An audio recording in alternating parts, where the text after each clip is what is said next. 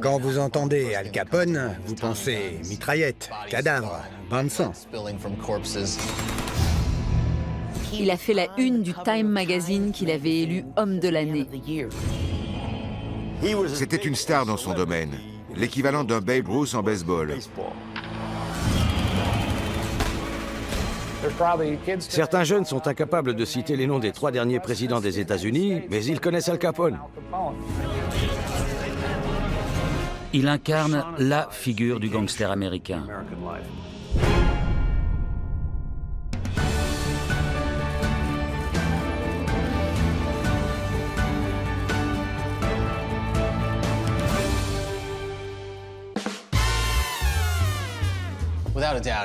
Al Capone est une icône qui incarne tout un pan de la culture américaine. C'est la success story d'un immigré qui avait certes la gâchette facile, mais qui est parti de rien pour atteindre les sommets. Je suis Deirdre Marie Capone. Al Capone était mon grand-oncle. Al Capone était-il un mafieux? Oui. Était-il un monstre? Non. J'ai fait ma carrière dans la police de Chicago, je dirigeais les enquêtes judiciaires, je viens des quartiers sud de la ville, et je connaissais le nom d'Al Capone avant de savoir marcher. C'était le plus célèbre de tous les gangsters. Tout le monde connaissait les légendes qui l'entouraient. Al Capone est le plus grand gangster de tous les temps. Je m'appelle Vince Gilligan, je suis le créateur de la série Breaking Bad. Aux États-Unis, on est fasciné par les anti-héros, les criminels et les gangsters. C'est quand même intéressant ce culte que nous vouons à des hors-la-loi comme Jesse James et Billy the Kid, dont les parcours hors du commun accèdent au rang de légende. Nous sommes en 1929. Louis Armstrong vient d'enregistrer West End Blues sur disque 78 tours. Le groupe NBC lance le premier réseau radiophonique qui couvre tout le pays. L'équipe de football américain de Notre-Dame perd son premier match en 25 ans. Et Al Capone est l'incontestable patron du crime dans sa ville de Chicago, comme dans l'ensemble des États-Unis. Et pourtant, cela ne lui suffit pas. On est le 14 février 1929 et à Chicago, c'est la journée de l'amour. Je suis Michael Green, professeur d'histoire à l'Université du Nevada. Sur Clark Street, à Chicago, il y a un entrepôt. C'est là que se rendent quelques membres du gang dirigés par Bugs Moran. Ils ont été rencardés sur un arrivage d'alcool clandestin. Sur place, ils sont accueillis par des hommes en uniforme de police. Arrivant en retard, Bugs Moran les aperçoit à temps et continue sa route. Les gangsters pensaient que les policiers étaient venus leur extorquer de l'argent, et ils n'étaient pas plus inquiets que ça. Les arrestations étaient souvent des mises en scène. La police montrait au public qu'elle faisait son boulot, et derrière, elle relâchait les gars. Je m'appelle Frank Calabrese Jr. Je suis né et j'ai grandi au sein d'un groupe mafieux de Chicago, le Chicago Outfit, qui a été créé par Al Capone et dont mon père a été un des chefs. Ce jour-là, donc, les gangsters n'ont pas compris. Ils se sont fait aligner le long du mur. Et là, les policiers ont ouvert le feu.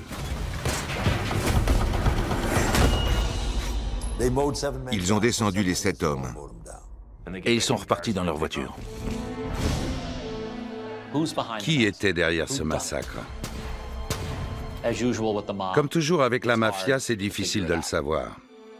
Certains pensent que c'était vraiment des officiers de police et non des mafieux déguisés. Et il y a la théorie selon laquelle Al Capone aurait tout orchestré. Al Capone était en Floride au moment du massacre, mais Bugs Moran a tout de suite affirmé que seul Al Capone tuait de cette manière. On ne saura jamais le fin mot de l'histoire. C'est le propre d'Al Capone de susciter des théories contradictoires.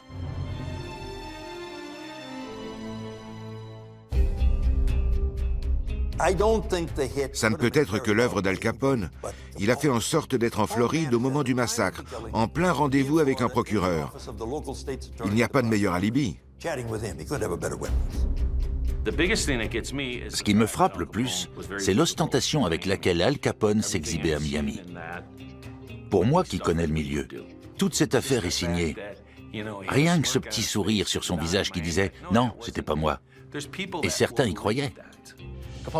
Si Al Capone avait voulu tuer Bugs Moran, il l'aurait fait. Assassiner 7 personnes dans l'espoir d'éliminer un chef qui n'est même pas présent, ce n'est pas son genre. D'ailleurs, il n'a jamais été interrogé parce que la police n'y croyait pas non plus. À ce jour, il n'y a toujours aucune certitude. Le fait est que le gang de Bugs Moran a été décimé et que cette affaire sera aussi néfaste pour Al Capone lui-même.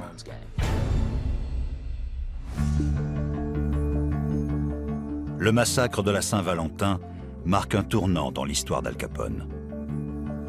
C'est une histoire qui, jusqu'à ce jour-là, est placée sous le signe du triomphe et de la gloire, et qui a commencé en Italie.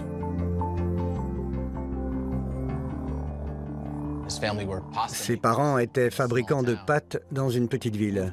Ils ont émigré aux États-Unis à la fin du 19e siècle. Son père est d'abord venu seul et s'est installé comme barbier. La famille Capone faisait partie de l'énorme vague d'immigration du tournant du 20e siècle.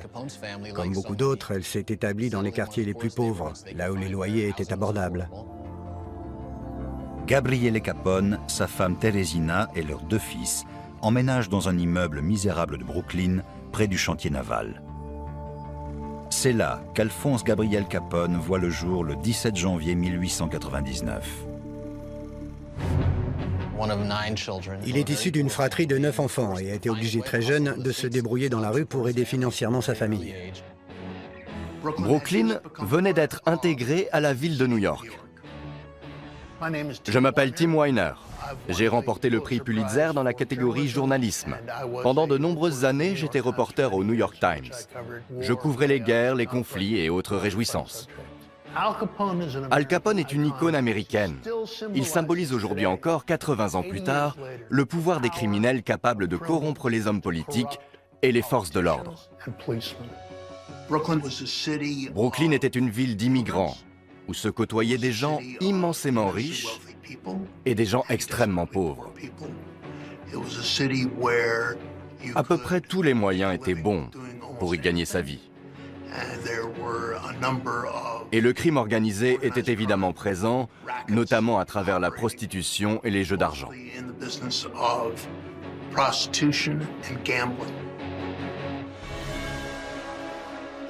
Les immigrés avaient beaucoup d'ambition. Certains sont tombés dans la délinquance parce qu'ils avaient fait l'école de la rue. Il a commencé comme voleur à la tire pour de petites bandes organisées. Al Capone a commencé à mal tourner à l'âge de 14 ans, peut-être même avant. Il s'est fait renvoyer de l'école pour avoir frappé son instituteur et a fréquenté différents gangs de rue. Il se débrouillait si bien qu'il est entré dans le Five Points Gang, l'organisation la plus puissante de New York.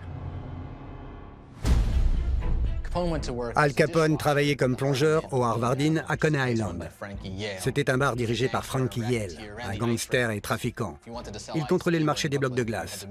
Pour pouvoir vendre de la glace à Brooklyn, il fallait verser une commission à Frankie. Sinon, on se retrouvait avec un pic à glace dans le dos ou le genou. C'était un homme très puissant. Il était assis dans un coin au Harvard Inn et les gens venaient le voir. Si vous vouliez faire tuer quelqu'un ou lui briser les jambes, c'est à Frankie qu'il fallait s'adresser. Al Capone côtoyait donc des personnages très influents. Pourtant, il n'était que plongeur. Puis, il est devenu barman, ce qui veut dire qu'il était intégré et qu'on l'appréciait. C'est au Harvard Inn qu'il s'est fait sa balafre, qui lui a valu le surnom de Scarface.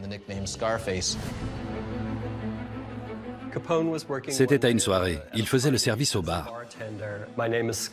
Je m'appelle Scott F. Stoddart. Je suis professeur de cinéma et doyen du département de sciences humaines au Fashion Institute of Technology. Selon la rumeur, il avait repéré une femme qui lui plaisait. Il s'est glissé à côté d'elle et lui a chuchoté des choses fort désagréables à l'oreille. La fille a refusé ses avances, mais Al Capone a insisté, jusqu'à ce qu'elle aille se plaindre auprès de son frère. Le frère de la jeune femme est le mafieux Frank Galluccio. Quand on fréquente le Harvard Inn, mieux vaut savoir se défendre. Al Capone a voulu riposter et le type a sorti un couteau. Il visait la gorge, mais comme il était ivre, il a entaillé la joue d'Al Capone. Il a eu 2 petites cicatrices et une balafre très marquée sur la joue, depuis l'oreille jusqu'à la bouche. D'une certaine manière, ça a été bénéfique pour Al Capone, puisqu'il a hérité d'un surnom formidable, Scarface. Cela dit, il se tournait toujours de manière à ce qu'on ne voit pas la cicatrice. Al Capone prétendra avoir été blessé en France pendant la Première Guerre mondiale. Mais il n'a jamais fait l'armée. Et finalement, la balafre sur sa joue va devenir une partie intégrante du personnage et de son mythe. Un jour, alors que j'étais assise sur ses genoux, j'ai touché sa cicatrice et je lui ai demandé « Il te fait mal ton bobo ?» En 1919, l'ambitieux Al Capone est contraint de quitter New York. Il a fait une erreur. En frappant une personnalité influente de la pègre new-yorkaise, il s'est rendu indésirable.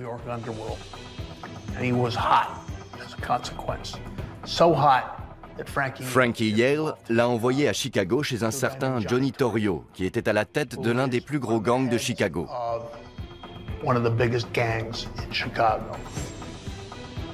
Al Capone n'aurait pu choisir meilleur moment pour son arrivée. Son ascension rapide va coïncider avec le début de la prohibition et l'apparition d'un marché noir très lucratif.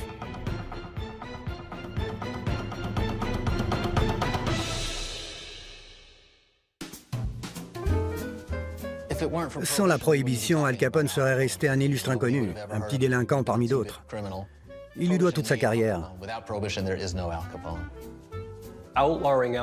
La prohibition était censée purifier le pays et sauver la jeunesse américaine empoisonnée par le démon de l'alcool. On peut la considérer comme une tentative de légaliser la morale. En théorie, la vente d'alcool était une activité illégale. Mais aux yeux de la population, ça n'avait rien d'un délit grave. Les gens buvaient énormément. Ils violaient ouvertement cette loi dont ils se moquaient et qu'ils trouvaient ridicule. Fréquenter les bars clandestins devient un sport national. Les boîtes de nuit prospéraient. Il était à la mode d'enfreindre la loi.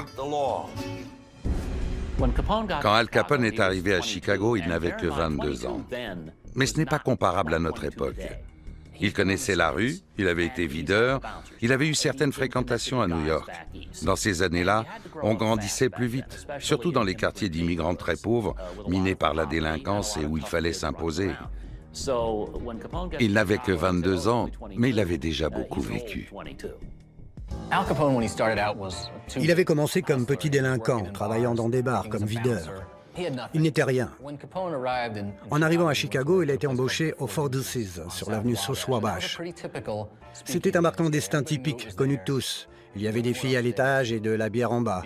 Des groupes s'y produisaient. Al Capone devait accoster les passants et les convaincre à entrer. C'était ça son premier boulot, faire le rabatteur dans la nuit glaciale de Chicago. La prohibition générait une fortune infiniment plus importante que la prostitution ou le jeu.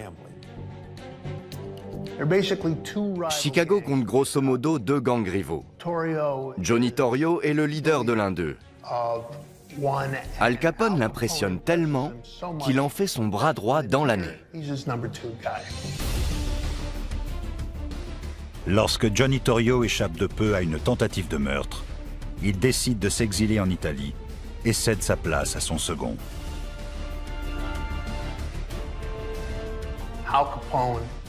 Al Capone devient l'unique chef de la pègre de Chicago. Alors que les affrontements liés à la prohibition agitent le pays, les histoires trépidantes des contrebandiers contre les forces de l'ordre font les choux gras de la presse. Les gangsters deviennent des légendes. Le développement de la radio, des actualités filmées et du cinéma donne naissance à la culture populaire, et le public a soif de nouvelles célébrités. Al Capone est plus que ravi de se retrouver sous le feu des projecteurs. Dans les années 1920, le public était en demande de stars et les journaux s'employaient à les fabriquer. Al Capone était la star du crime. Ses prédécesseurs évitaient généralement d'attirer l'attention sur eux. Lui, au contraire, aimait la médiatisation. On peut se demander comment il a pu devenir si célèbre. Le joueur de baseball Babe Ruth passait aux actualités et participait systématiquement aux finales de championnat. Lucky Lindbergh et Amelia Earhart devaient leur notoriété à leurs exploits. Al Capone était le plus grand gangster de Chicago, la capitale du meurtre, et il donnait des interviews. Il parlait beaucoup aux journalistes. On peut dire qu'il ne manquait pas d'audace. Il se vantait ouvertement d'avoir tel ou tel politicien dans sa poche. La presse se régalait de ses déclarations. Et elle a contribué à faire du gangster un personnage intrigant, voire adulé. Les tabloïds se développent et prospèrent grâce à des figures médiatiques comme Al Capone. Les tabloïds étaient beaucoup plus tapageurs que les journaux traditionnels. Ils étaient nouveaux et obligés d'attirer l'attention. Hollywood regorge de scandales qui sont traités comme des informations à part entière. Il y a l'acteur Roscoe Arbuckle, accusé d'un viol ayant entraîné la mort d'une femme. Il y a Gloria Swanson et ses mariages à répétition. C'est une aubaine pour les tabloïds qui sont friands de faits divers. Ils pratiquent un journalisme sans prétention et les gangsters leur fournissent une matière presque inépuisable. Les tabloïds font tout pour transformer les gangsters en stars. Ce n'est pas en parlant d'Einstein que vous allez vendre du papier. En revanche, tout le monde veut connaître la vie d'Al Capone. Al Capone sait qu'il fait un bon sujet et il sait qu'il est un bon client pour la presse. Pour ceux qui pensent que les journaux sérieux devraient s'abstenir de parler de faits divers, voici une anecdote.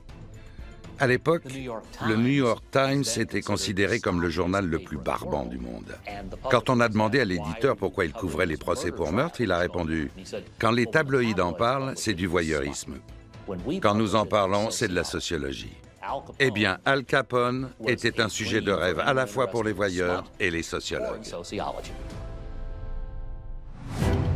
Al Capone et sa quête de célébrité inspireront bien d'autres criminels. Il a certainement créé de nombreux émules. Et son héritage reste omniprésent dans le cinéma américain et la culture populaire. La carrière d'Al Capone a servi de modèle aux générations suivantes. Il était devenu une célébrité. Je peux vous citer plusieurs noms de mafieux qui se sont inspirés de lui. John Gotti, par exemple, qu'on surnommait The Dapper Don, le parrain élégant. À Las Vegas, il y avait Frank Lefty Rosenthal. Originaire de Chicago, il dirigeait le Stardust et d'autres hôtels et casinos. Il écrivait pour des journaux et animait une émission de télé. Les criminels essaient généralement de faire profil bas. Ils ne se vantent pas de leurs activités. Capone voyait les choses autrement. Il était persuadé que les gens étaient de son côté.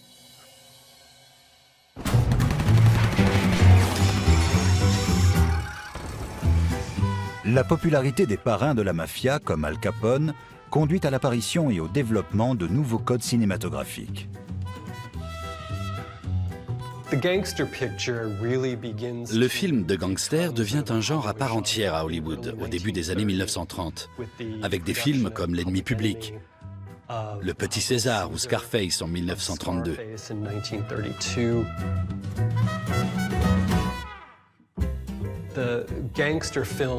Il entérine cette vague d'adulation autour du mythe de l'anti-héros.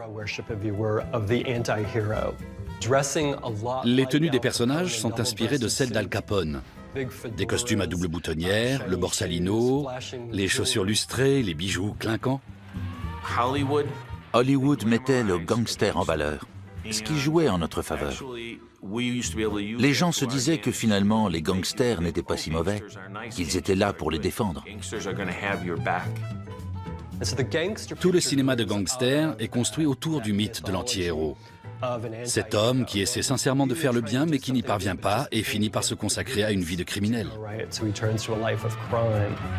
Mais tous n'adhèrent pas à ce mouvement de vénération de la figure du gangster. Dès l'époque des films muets, beaucoup d'Américains reprochent à l'industrie cinématographique des mœurs plutôt contestables. Et la passion pour les criminels ne fait que mettre de l'huile sur le feu.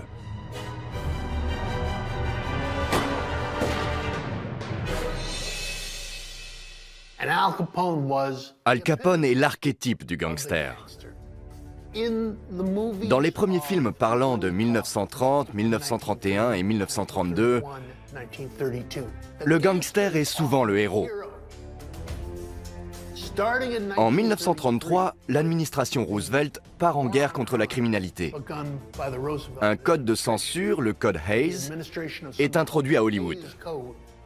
Il stipule notamment que le gangster doit forcément perdre.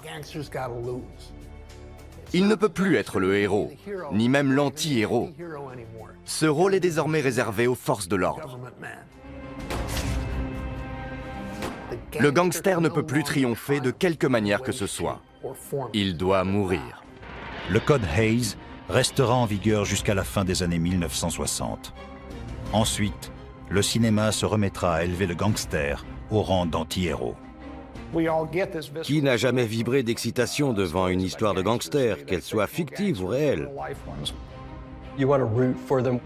On a envie de les soutenir, même si ce n'est pas bien. C'est pour cette raison que le film de gangster fait toujours partie des piliers de la culture populaire. Cependant, Al Capone n'est pas une star de cinéma. Dans la vraie vie, il empoche des millions grâce à son empire criminel, tout en cherchant à se forger l'image d'un Robin des Bois des temps modernes. Il excellait dans l'art de se fabriquer une réputation. Il donnait à des œuvres de bienfaisance et aidait les pauvres. Je m'appelle Charles B. Strozier. Je suis professeur d'histoire et psychanalyste. Je ne pense pas qu'il y avait beaucoup de bonté dans le cœur d'Al Capone. On le considère comme celui qui, certes, se fait de l'argent grâce à l'alcool et d'autres substances illicites, mais qui en redistribue aussi une partie. Al Capone a toujours été préoccupé par son image. Il savait que le président Hoover voulait l'arrêter et lui faire endosser la responsabilité pour les problèmes de criminalité du pays. Il a donc lancé une contre-attaque en ouvrant une soupe populaire pour aider les gens pauvres et affamés. Il voulait montrer qu'il se souciait du sort des ouvriers. En public, Al Capone cultivait une image de Robin des Bois qui volait aux riches pour donner aux pauvres. Il ne faut pas trop s'emballer au sujet de cette soupe populaire et de la supposée philanthropie d'Al Capone. On ne sait même pas quelle somme d'argent il a investi dedans, ni combien de temps l'initiative a duré. Ça a certes suscité un bref moment d'attention de la part des médias, mais rien ne prouve que cette initiative ait perduré plusieurs mois. Et rien ne nous dit qu'Al Capone l'ait financée seul. À son apogée, il gagnait 100 millions de dollars par an. C'est énorme. Il pouvait se permettre de donner 2 millions à des associations caritatives pour se tailler une belle réputation.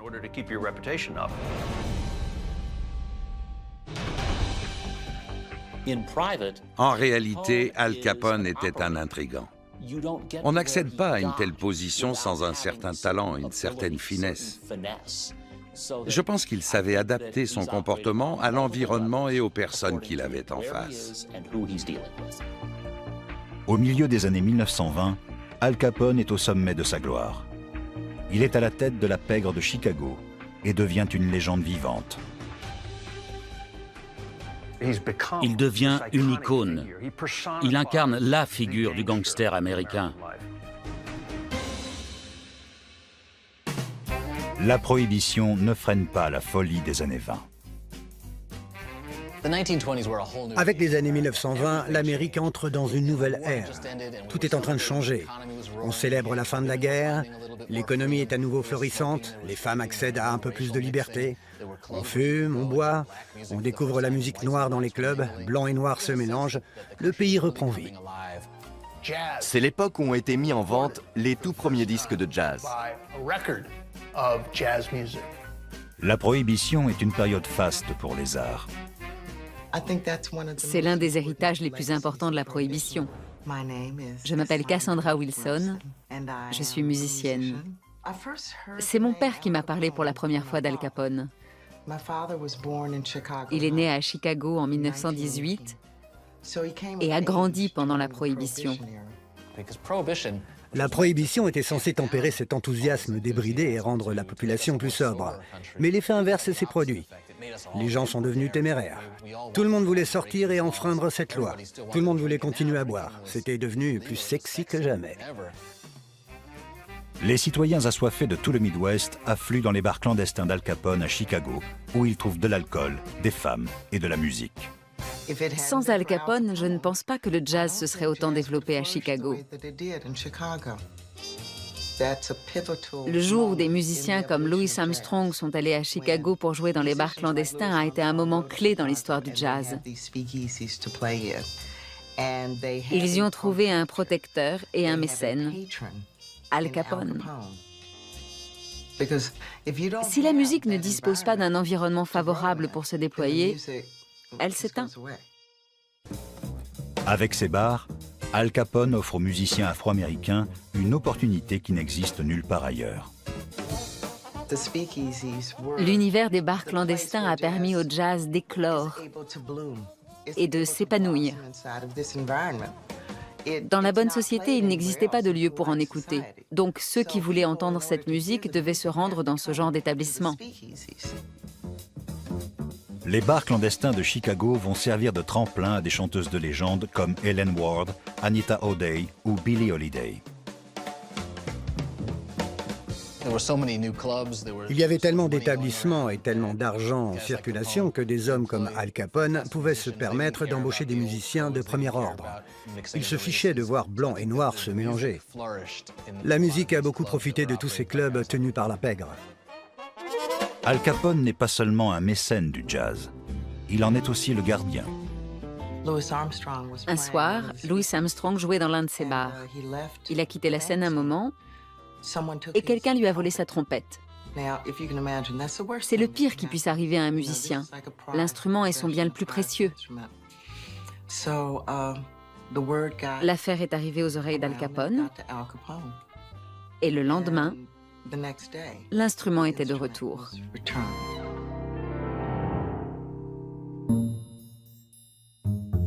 Al Capone a également marqué les esprits à travers son style vestimentaire.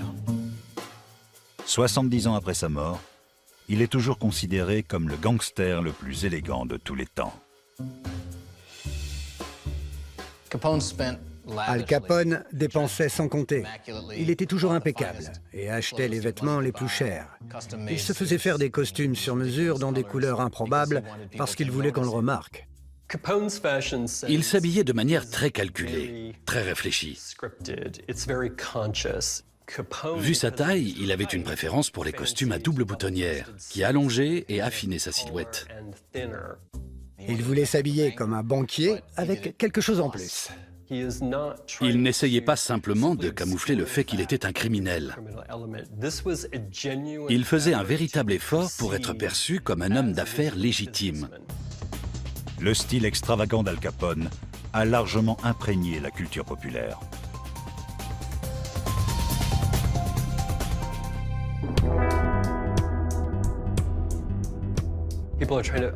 Beaucoup de gens se demandent quelle est l'origine du borsalino qu'Al Capone s'est mis à porter en public. D'où tenait-il ce feutre blanc? Du cinéma. C'était un passionné de western. À Chicago, on pouvait se faire arrêter parce qu'on avait un chapeau blanc. Comme tous les gangsters s'étaient mis à imiter Al Capone dans les années 1920-1930, les policiers en patrouille avaient pris l'habitude d'interpeller les hommes qui portaient des chapeaux blancs. Le borsalino a une puissance symbolique. Il représente la virilité, le succès. C'est l'attribut de quelqu'un qui sait y faire. Un homme qui porte un borsalino est un homme qui sait faire la fête. Une femme sait qu'elle va passer du bon temps avec lui. Alors que les années 1920 arrivent à leur terme, Al Capone est au sommet de sa carrière. Il est le patron incontesté du crime organisé de Chicago et sans doute de l'ensemble des États-Unis. Al Capone dirigeait un immense réseau de contrebande, de bars clandestins, de bordels et de maisons de jeu qui prenaient également des paris, notamment sur les courses de chevaux, alors qu'il n'y a pas de champ de course à Chicago. On estime alors ses revenus annuels à une centaine de millions de dollars.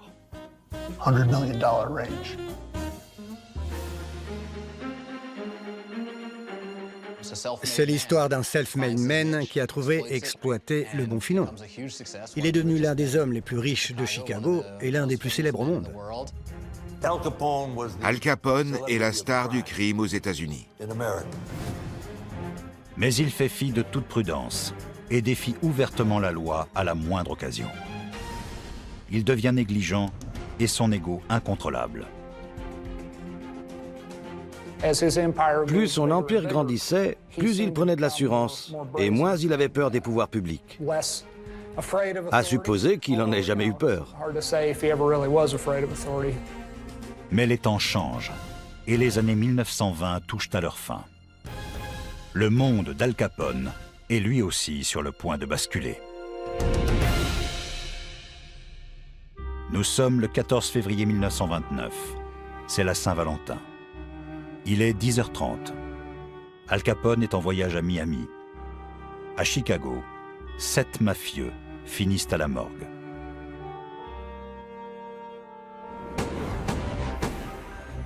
On attribue le massacre de la Saint-Valentin à la bande d'Al Capone. Mais rien n'est jamais venu prouver cette hypothèse. L'un d'eux n'est pas mort sur le coup, malgré les 14 balles. Il s'appelait Frank Gusenberg, mais il n'a pas parlé. Dans la mafia, on garde le silence. Al Capone est peut-être innocent, mais l'affaire va profondément ternir son image. Les photos étaient violentes. Les victimes avaient été alignées dans cet entrepôt et sauvagement fusillées. Jamais avant ces photos, le citoyen lambda avait pu voir autant de sang et de cadavres d'un coup. Même les images de la guerre de sécession prises par Matthew Brady ne font pas cet effet. Le retentissement dans l'opinion publique a été considérable. Les gens étaient écœurés. Ils se sont finalement rendus compte que c'était mal, que l'Amérique, ça ne pouvait pas être ça. Al Capone n'a jamais été inquiété et il n'y a aucune preuve de son implication. Pourtant, il était considéré comme l'instigateur de ce crime. Et il symbolisait toute une époque et en a été tenu pour responsable par association. Une fois encore, Al Capone frappe l'imagination de la presse, mais d'une manière inhabituelle pour lui. Les milieux d'affaires de la ville en ont eu assez d'Al Capone parce qu'il nuisait à l'économie locale. Les entreprises refusaient de s'installer à Chicago et les touristes la délaissaient à cause de son image exécrable. Ils ont donc réfléchi à un moyen d'agir. Ils ont composé une liste d'ennemis publics et placé Al Capone en tête. Il était maintenant l'ennemi public numéro 1, l'homme le plus recherché de Chicago. La liste a fait les gros titres de la presse.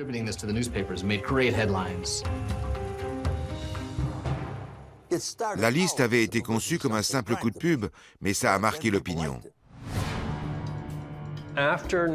Après 1929 et le massacre de la Saint-Valentin, on constate un réel changement dans le traitement d'Al Capone dans les actualités filmées et la presse. Il était devenu nauséabond.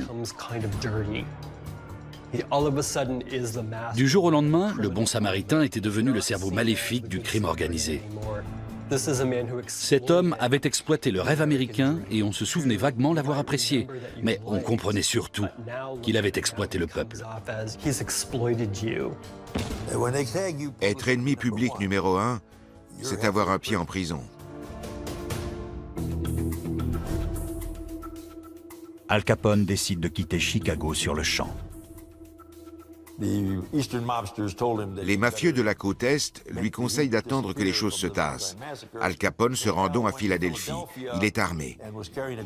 Les parrains ne portent jamais d'armes, seulement leur garde du corps. Un policier repère l'arme et il est arrêté. En règle générale, les grands mafieux s'entourent d'un contingent d'avocats pour faire traîner l'affaire. Là, Al Capone plaide immédiatement coupable et fait 1 an de prison à Philadelphie. Il pensait que les esprits se calmeraient, mais ça n'a pas été le cas. L'événement a bouleversé l'Amérique. Les personnalités du monde des affaires de Chicago ne relâchent pas leur pression et sollicitent l'aide de la Maison-Blanche. Ils ont engagé un lobbyiste qui s'est rendu à Washington pour convaincre le gouvernement de faire tomber Al Capone. Le timing est parfait. 3 semaines après le massacre de la Saint-Valentin, Herbert Hoover est investi président. Il est très contrarié par les événements de Chicago. L'économie est florissante au moment de la campagne de Herbert Hoover. C'était une période de grande prospérité. Il a donc fait de la criminalité son cheval de bataille. Al Capone est le criminel le plus célèbre d'Amérique. C'est une cible facile. Al Capone n'a jamais été poursuivi en justice dans les années 1920 parce qu'il était plus puissant que la loi. Il était plus puissant que la police de Chicago. Il était plus puissant que les autorités du comté. Pour montrer qu'on allait réellement s'attaquer au crime organisé, il fallait prendre Al Capone pour cible. L'ironie de la chose, c'est qu'Al Capone était toujours un héros populaire et gardait cette image de Robin des Bois. Il jouissait d'une certaine popularité. Et pourtant, les gens avaient voté contre ce qu'il représentait. Le président Hoover est décidé à fournir les ressources nécessaires pour faire tomber Al Capone. Mais il est impossible de le poursuivre en justice pour les crimes les plus odieux qu'on lui attribue, à savoir la contrebande, le racket, le proxénétisme, les jeux d'argent, le meurtre. Tout le monde sait qu'Al Capone est un criminel, mais personne n'est capable de le prouver. On ne pouvait pas faire tomber Al Capone de manière conventionnelle. Il était trop protégé, trop haut placé. Il aurait fallu un tireur qui dénonce son chef, qui dénonce à son tour son chef, et ainsi de suite. C'était quasiment impossible. Le pays venait à peine de passer à 48 États.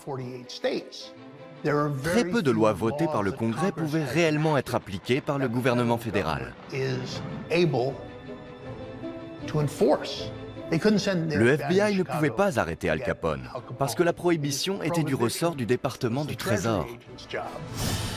La recherche des preuves est menée par Eliot Ness. Ness était en charge de faire respecter la prohibition. Il cherchait des preuves susceptibles de coincer Al Capone. Le mythe autour d'Eliot Ness est largement exagéré. Ness n'a eu que très peu d'influence sur l'arrestation d'Al Capone. Il a en effet contrarié certaines opérations du gangster. Il a démantelé quelques affaires, des bordels et des distilleries. Il a freiné les rentrées d'argent. Mais son travail a eu vraiment très peu d'effet. Et je ne suis même pas sûr que le gangster connaissait Eliot Ness.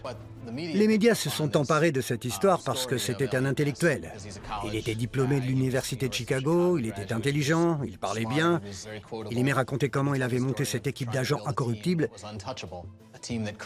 En réalité, certains d'entre eux ont été corrompus. Mais la presse aimait cette idée d'une équipe d'inspecteurs parfaitement intègre. C'est toujours sympathique de voir un Robert Stack à la télé ou un Kevin Costner au cinéma dans la peau d'Eliot Ness, cet homme qui refuse de lâcher. Mais Eliot Ness n'est pas celui qui a fait tomber Al Capone, même si c'est l'image qu'on garde de lui. Pour Hollywood, faire un film sur un bureaucrate obscur qui épluche méticuleusement des déclarations fiscales est difficilement vendeur. On préfère montrer un Eliot Ness qui débarque avec une batte de baseball à la main. Peu importe ce qu'il a fait en réalité. Eliot Ness ne parvient pas à établir de délit majeur. Les autorités savent désormais que la seule manière d'inculper Al Capone, c'est de pister l'argent. L'impôt sur le revenu avait été introduit juste avant le début de la Première Guerre mondiale. Et certaines personnes ne le payaient pas. L'une d'entre elles était Al Capone. En 1929, Al Capone a beau peser plusieurs millions de dollars, aucune déclaration de revenus n'a jamais été remplie à son nom. Une petite équipe d'agents du département du Trésor se sont attelés à chercher les preuves qui pouvaient faire tomber Al Capone pour fraude fiscale. On parlait d'envoyer les Marines à Chicago pour éradiquer le gang d'Al Capone. Finalement, ils ont missionné un groupe de travail qui possédait une arme bien plus puissante que celle des Marines, la loi fiscale. Le démantèlement des groupes mafieux, à l'époque d'Al Capone et par la suite aussi, se fait rarement de manière sensationnelle, comme on pourrait se l'imaginer.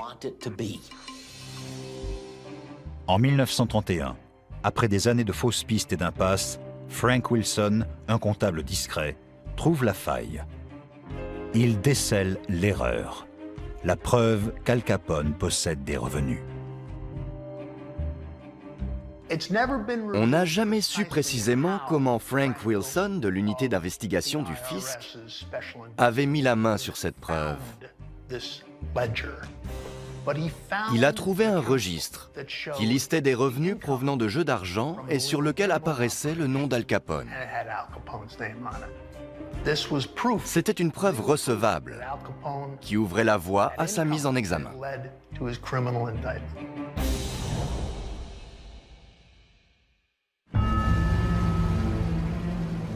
Ils ne parvenaient pas à l'inculper pour meurtre ou contrebande. Al Capone veillait à garder les mains propres. Il n'avait pas d'autre choix que de tenter le procès pour fraude fiscale, parce qu'il voulait absolument le mettre à l'ombre. Mais ça ne faisait pas l'unanimité. Dans des courriers internes du département de la justice que j'ai retrouvés, on s'interroge sur l'image de faiblesse que ça pouvait donner. Qu'allait penser l'opinion publique d'un État incapable de faire tomber autrement que pour fraude fiscale un gros bonnet qui admettait faire de la contrebande? Mais finalement, il a été décidé que l'essentiel était de l'incarcérer. Le 5 juin 1931, Alphonse Gabriel Capone est mis en examen pour fraude fiscale de 1925 à 1929. Le gouvernement l'accuse d'être redevable de plus de 215 000 $ d'arriérés, compte tenu de ses revenus provenant des jeux d'argent. Qui aurait cru qu'une déclaration fiscale allait faire tomber Al Capone? La population et la presse ne manquent pas de constater que l'inculpation ne mentionne aucun des grands crimes attribués à Al Capone. Pour le mafieux et son équipe d'avocats, l'affaire ressemble à une fragile tentative de déstabilisation, facile à tailler en pièces. Le gouvernement doit mener l'affaire avec beaucoup de prudence, non seulement parce qu'il s'agit du fisc, mais aussi parce qu'ils n'ont aucune preuve concernant les meurtres.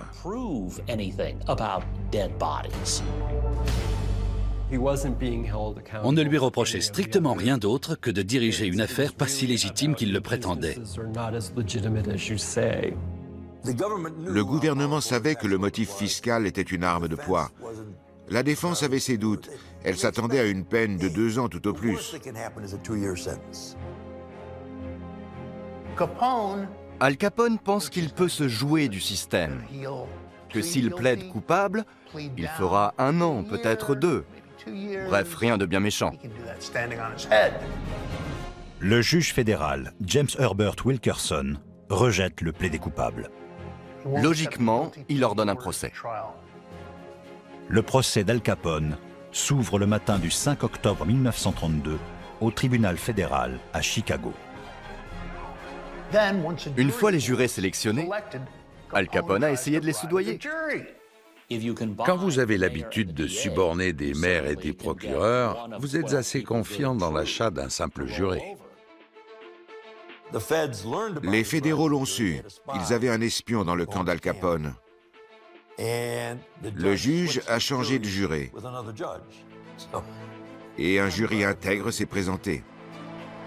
Le procès devient immédiatement un événement médiatique.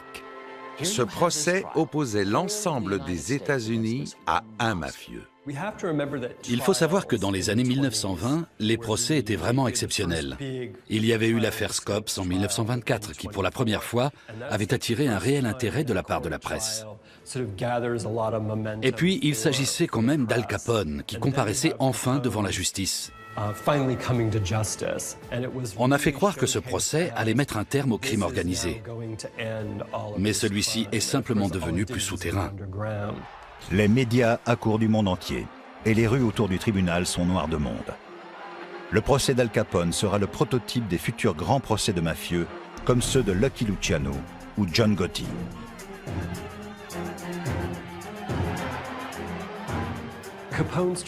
C'était un cirque médiatique incroyable. Tout le monde attendait qu'il fasse le show, mais évidemment, ses avocats lui disaient de se taire. Les transcriptions étaient publiées quotidiennement dans la presse. L'image d'Al Capone est en miettes.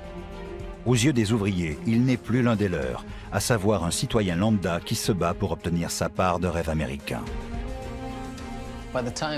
Quand Al Capone a commencé à avoir des ennuis avec le fisc, son style de vie dépensier n'avait plus autant d'allure que dans les années 1920, quand l'économie était florissante. Des sous-vêtements de soie à 12 $ représentaient une semaine de salaire pour certains. Pour une famille pauvre, c'était une petite fortune. Ils avaient à manger pour un mois avec ce qu'Al Capone donnait pour ses chaussettes. Les gens n'étaient plus impressionnés par ces hommes hauts en couleur. Ça passait dans les années 20, quand tout le monde était heureux, gagnait sa vie et s'amusait. Mais dans les années 30, les gens faisaient la queue pour obtenir un travail. Ou pour la soupe populaire. Ces types n'étaient plus très bien vus. Son image était ternie, mais il ne s'en rendait pas compte. Il vivait comme ça depuis si longtemps qu'il ne se doutait pas de l'effet potentiel sur les jurés. Mais on ne pense pas à ce genre de choses quand on s'achète des vêtements. Le gouvernement a peu de choses contre Al Capone. Ils ont eu beaucoup de mal à prouver ses revenus. Ils ont finalement trouvé un comptable qui acceptait de témoigner. Le comptable était un témoin surprise qui a été annoncé avec beaucoup de fracas.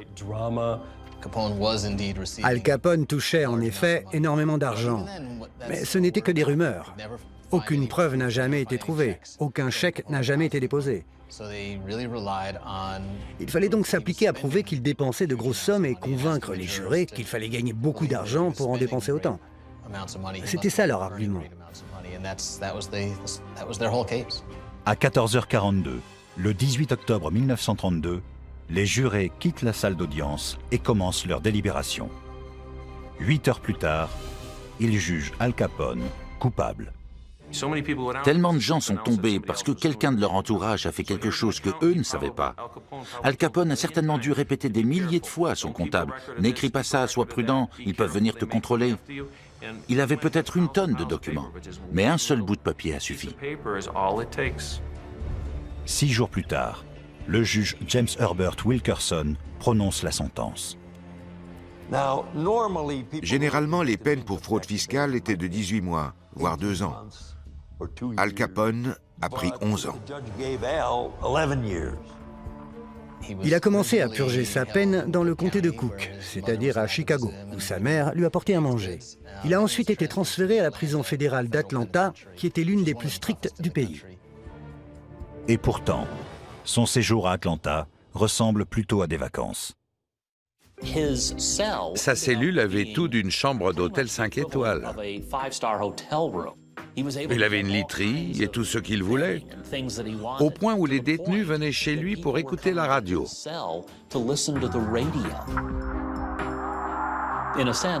Son emprisonnement se passait trop bien, tellement bien que les autorités ne pouvaient plus le tolérer. Ils l'ont donc envoyé ailleurs. Alcatraz. Pendant la guerre de sécession, la petite île dans la baie de San Francisco sert de prison militaire. Elle devient une prison fédérale en 1933. Là-bas, Al Capone ne pourra pas se procurer un bon matelas. Ils ont sorti mon oncle de la prison d'Atlanta et l'ont mis dans un train. Le train allait à Oakland, en Californie. Quand il traversait une ville, les habitants se rendaient à la gare juste pour pouvoir apercevoir Al Capone et le saluer. On peut se demander pourquoi ils envoyaient un fraudeur fiscal à Alcatraz. La raison, c'est qu'il s'agissait d'un coup de pub du gouvernement.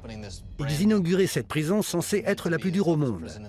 Elle devait impressionner les plus grands malfrats. Il n'y avait pas de meilleure publicité pour un pénitencier haute sécurité que d'y envoyer Al Capone. Ils étaient sûrs de faire les gros titres. Quand il arrive à Alcatraz, il pense qu'il va refaire la même chose qu'auparavant. Mais le directeur, James Johnston, s'y oppose. Pendant plus de 4 ans, le gangster sera un prisonnier comme un autre. Alcatraz a sûrement été éprouvant. Ça l'était pour tout le monde. On y envoyait les prisonniers les plus dangereux. Le séjour d'Al Capone va devenir encore plus difficile. Al Capone avait probablement attrapé la syphilis quand il était adolescent. Il ne s'est jamais soigné. Il aurait pu parce qu'il existait un traitement qui pouvait enrayer la maladie. La syphilis peut conduire à la démence quand elle atteint le cerveau. Une fois le diagnostic établi, il est transféré à l'hôpital de la prison. Al Capone est malade. Le 6 janvier 1939, il est transféré à la prison de Terminal Island, en Californie. Il obtient la liberté conditionnelle le 6 novembre 1939 et retourne chez lui à Palm Island, en Floride. Il n'a pas fait ses 11 années. Il en a fait environ les 2 tiers. À sa sortie, un examen a montré qu'il avait les capacités mentales d'un enfant de 12 ans. À 12 ans, on peut déjà être un garçon très éveillé. Mais ici, il s'agissait d'une véritable régression de l'homme qui dirigeait la mafia à Chicago. Il est sorti de prison, mais il est resté prisonnier. Incapable de reprendre ses affaires en main, il finit ses jours en Floride, dans sa villa. Il a passé ses dernières années auprès des siens. Il divaguait sur Bugs Moran et il voyait des ennemis partout.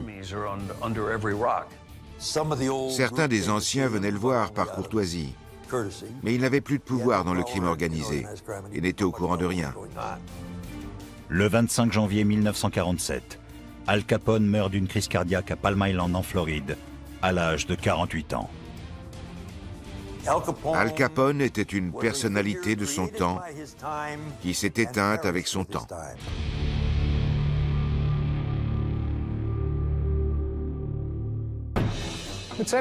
C'est intéressant de voir comment Al Capone a résisté à l'épreuve du temps.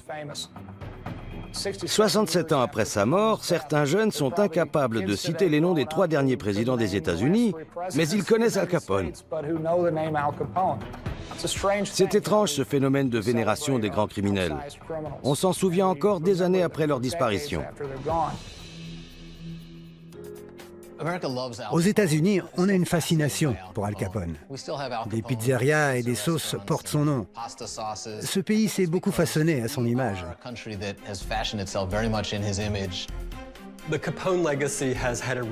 Al Capone a contribué à notre compréhension du crime organisé et à l'intérêt que suscite le sujet. Il y a James Cagney dans L'ennemi public. Il y a Edward J. Robinson dans Le Petit César. On a Al Pacino qui joue le rôle de Tony Montana dans Scarface, sans oublier Paul Muni dans le premier Scarface. Le dernier épisode de Breaking Bad que j'ai écrit et réalisé est une version moderne du massacre de la Saint-Valentin.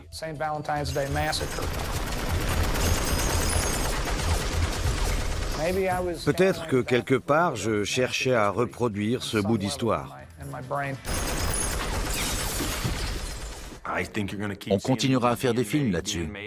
Le phénomène ira en s'amplifiant et ne disparaîtra jamais. C'est une page de l'histoire de Chicago et de notre pays qui ne s'oubliera pas. C'est comme une légende populaire qui prend chaque jour un peu plus d'importance. Al Capone ne devrait pas être idolâtré, mais son histoire mérite d'être étudiée afin de comprendre comment il a influencé notre culture. Al Capone est mort à 48 ans, mais dans un sens, il n'est jamais mort. Il est devenu une figure culturelle majeure qui génère des livres, des émissions, des films. Son histoire est légendaire, depuis son accession au trône de Chicago jusqu'à sa chute. C'est shakespearien à bien des égards. Et pour reprendre la célèbre réplique du film L'homme qui tua Liberty Valance, la légende a dépassé la réalité.